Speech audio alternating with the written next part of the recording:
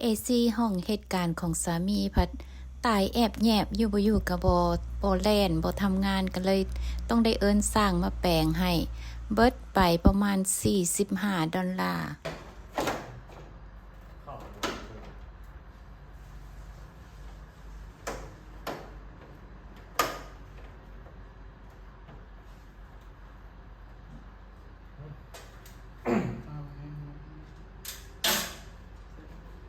ตัวใดตายเครื่องวัดอุณหภูมิอ่ะแม่อยู่รถปุ๊บเท่าไหร่ไม่ยังอยู่รถสายเลยยังไม่ทันแล้วว่าสนานี้เนี่ยกำลังประกอบกำลังประกอบ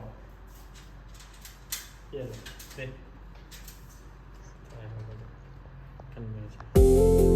มื้อนี้ก็บ่มีอีหยังเป็นพิเศษเด้อมีแต่จะมาเลาะแถวแคมป์ของเบิ่งระดับน้ำว่าขึ้นลงฮอดใส่แล้วก็พอดีสวยโอกาสแน่มื้อนี้หั่นเป็นมื้อแรกในรอบ2 อาทิตย์ที่มีแดดที่ฝนบ่ตกคนก็เลยพากันออกมา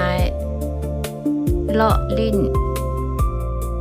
โดยเฉพาะผู้ที่ได้รับผลกระทบจากน้ำท่วมเนาะเฮือนบางหลังก็ถึกน้ำท่วมกับช่วงฝนบ่ตกนี่ก็น้ำสิได้ลดลงส่วนเฮานะโชคดีแน่เพราะว่าเฮือนบ่ได้อยู่หม้องต่ำเฮือนอยู่หม้องสูงเฮาเลยบ่ได้รับผลกระทบน้ำขึ้นบ่ฮอดเฮือนเฮาเนาะแต่เฮือนข้างบ้านน่ะก็น้ำท่วมมื้อนี้ก็บ่มีหยังพิเศษมาเลาะเบิ่งระดับน้ำอยู่น้ำคลองแล้วก็แวะซื้อของกินแล้วก็กลับบ้าน